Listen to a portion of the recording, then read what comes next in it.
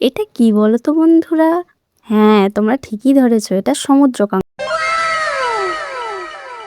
আবার এটাকে অনেকে সুন্দরী কাঁকড়াও কিন্তু বলে থাকে। তো যাই হোক, কাঁকড়াগুলো ভালো করে কেটে বেছে একটু নুন, হলুদ, লঙ্কার গুঁড়ো মাখিয়ে রাখতে হবে। তারপরে কড়ার মধ্যে কিছুটা সর্ষের তেল দিয়ে কাঁকড়াগুলোকে লাল লাল করে ভেজে নিতে হবে। ওই কড়ার মধ্যেই আবার কিছুটা তেল দিয়ে শুকনো লঙ্কা, গোটা জিরে, দুটো কাঁচা লঙ্কা আর কয়েকটা পেঁয়াজ আগে থেকে কেটে রাখা, সেগুলো খুব ভালো করে ভেজে নিতে হবে। পেঁয়াজ যখন লাল লাল করে ভাজা হয়ে যাবে, ওর মধ্যে দিয়ে দিতে হবে কেটে রাখা টমেটোগুলো দিয়ে কিন্তু নুন দিয়ে দিতে হবে, যাতে টমেটোটা খুব তাড়াতাড়ি ম্যাশ হয়ে যায়। তারপরে আদা রসুনের পেস্ট দিয়ে খুব ভালো করে কষিয়ে নিতে হবে, যাতে আদা রসুনের কাঁচা গন্ধটা একেবারেই চলে যায়। তারপরে একটু হলুদ গুঁড়ো, একটু লঙ্কার গুঁড়ো দিয়ে জল দিয়ে খুব ভালো করে কষিয়ে নিতে হবে। কিন্তু কষিয়ে নেওয়ার পর দেখতে হবে খুব সুন্দরভাবে তেল ছেড়ে দিয়েছে। দেখো কতটা সুন্দরভাবে তেল ছেড়ে দিয়েছে না? যখন এরকম ভাবে তেল ছেড়ে দেবে, তখন কিন্তু এই পর্যায়ে গ্রেভির জন্য জল অ্যাড করে দিতে হবে। জল অ্যাড করে খুব ভালো করে ফুটিয়ে নিতে হবে। ফুটিয়ে নেওয়ার পর ওই ভেজে রাখা কাঁকড়াগুলো দিয়ে দিতে হবে। দিয়ে খুব ভালো করে নেড়েচেড়ে নিয়ে একটু ঢাকা দিয়ে রান্না করলেই কিন্তু